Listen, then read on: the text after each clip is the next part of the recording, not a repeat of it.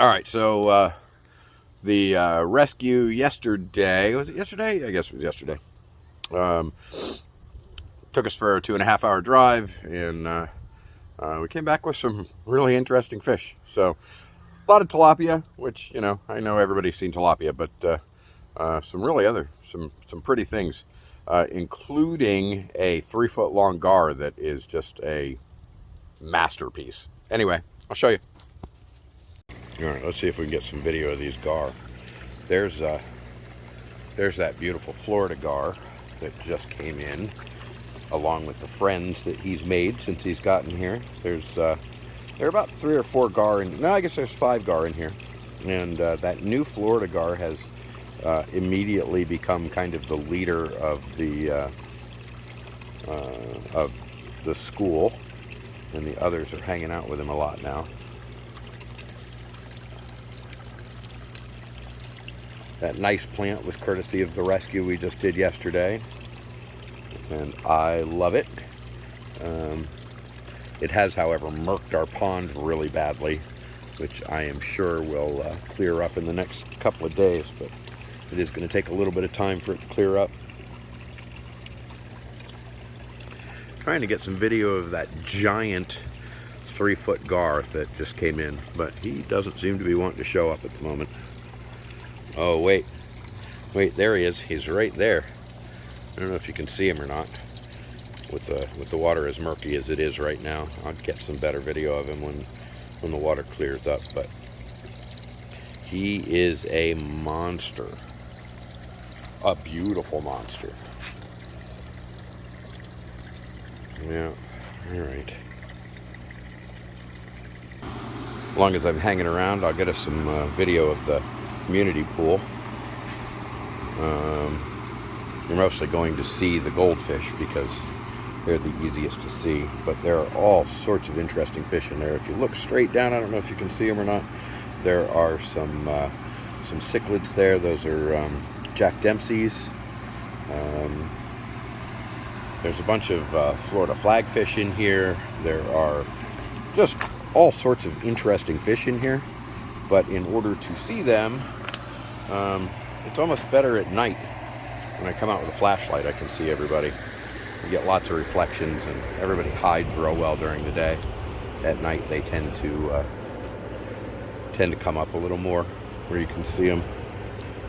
But I love this pond. I absolutely just enjoy this pond immensely because of all of the activity and growth and fish that are in here. And this bin right here is my tilapia breeding colony. Probably won't actually get to see any of them. They are very skittish, but I keep this this pool going so that, or this tote going so that I can breed tilapia, because when they're in with the catfish, they get eaten immediately. Well, I can see a couple of guys down there. I don't know if I can catch them on the camera or not.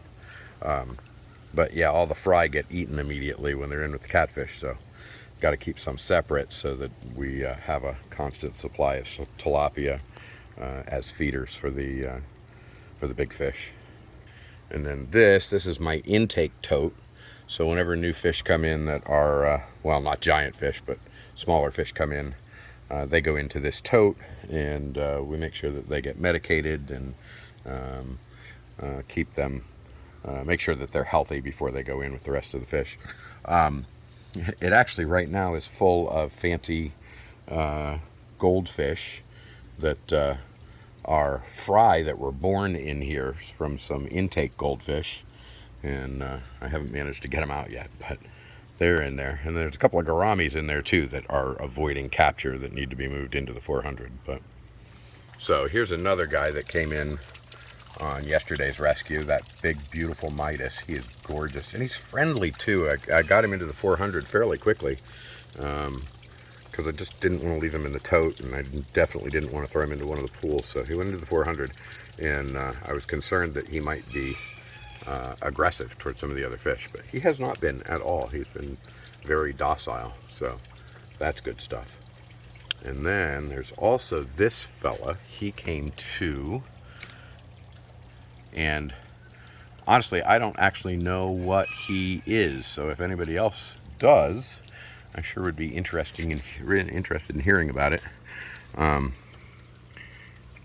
He is just beautiful.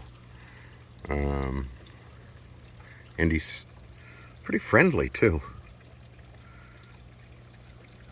He's an old guy. He's been around for a while. Oh, hello. I guess you're photobombing, huh? You'll notice that there are some flower horns in here that are, they look really plain at the moment. They don't have their bright colors and stuff, and that's because they're in a community tank. If I were to separate them out and put them in individual tanks and groom them, they would become big, brightly colored flower horns. But we tend to keep everybody in community tanks around here, so. Sorry about the glass. It's that part of summer where it's almost impossible to keep up with it. It's actually better than it was last summer. Last summer you couldn't even see through it, but this summer with the shade, it has improved. Dojo loaches pretending they're dead. They're always pretending they're dead. They lay around at the top and they look like they're in trouble, but they're not. Anyway, that's it for this video.